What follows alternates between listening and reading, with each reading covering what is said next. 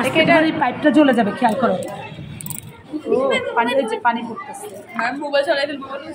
তুমি এই সেন্সরটার সামনে ধরলে কি হবে? তুমি এই বরাবর ধরলে হবে কি সোজা যাবে। আচ্ছা, যেদিকে সে আগুনের পাবে, সেন্স পাবে, সে সেদিকে যাবে এবং সেদিকে গিয়ে পানি ঢালবে। আবার একটু ফাংশনটা দেখো, আবার। তাহলে এক কাজ করা উচিত ছিল, আমার মনে হয় 3টা পাইপ 3 দিকে লাগানো উচিত ছিল, কারণ এই পাইপটা তো মুভমেন্ট করবে, এটা শুধু সামনের দিকে পানি ঢালবে। এই 2 দিকে পানি ঢালার জন্য তোমাদের আরো 2টা পাইপ লাগানো উচিত ছিল, তাই না? আমি কিছু দেখি নাই, আমি আগে আবার করো। ফায়ার ফাইটিং রোবট কি কাজ করবে আমাদের বর্তমান তথ্য এবং প্রযুক্তির জগতে? ওর কাজটা বর্তমানে আমরা যদি দেখতে পাই, তারা আমাদের অধিকাংশ দেশের মানুষ কিন্তু আগুনে পড়ে মারা যাচ্ছে, এবং এই সমস্যা থেকে বিবেচনা রেখে আমরা মারিয়েছে ফায়ার ফাইটার।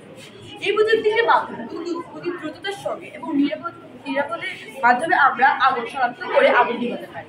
যে কোনো জায়গায় আপনি যদি গেলে দেখবেন যে যারা অগ্নিনির্বাপক বাহিনী আছে তাদের যে সময় লাগছে, কিন্তু এই প্রযুক্তির দ্রুততার সঙ্গে গিয়ে সেখানে নিরাপদে আগুন নিভাতে পারে। মানে যেসব এলাকাতে আগুন লাগে, সেসব এলাকাতে যখন মানুষকে বাঁচাতে যায়, তখন যারা ফায়ার ফাইটার থাকে তারাও অগ্নিতে কি হয়, আহত হয়। এখন রোবট সেই কাজটা করে দেবে। মানে রোবটের ক্ষতি হলো আমাদের কোনো সময় মানুষ বেঁচে থাকে। ঠিক আছে, থ্যাংক ইউ ভেরি মাচ। করে দেখো,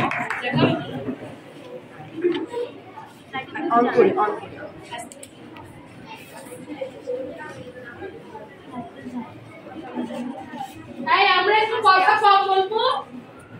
ম্যাডাম, নেক্সট টাইম থেকে আপনারা জাজমেন্টে আগে যারা কথা বলবে তাদেরটা ক্রস করে দেবেন, একদম স্টপ করে দেবেন তাদেরকে। ওকে, আগুন যেদিকে পাবে ছুটবে, আর ওই যে দিয়ে পানি বেরোয় ওই নেভাবে আর কি, ওই নেভাবে। ঠিক আছে, অসাধারণ। ঠিক আছে, থ্যাংক ইউ।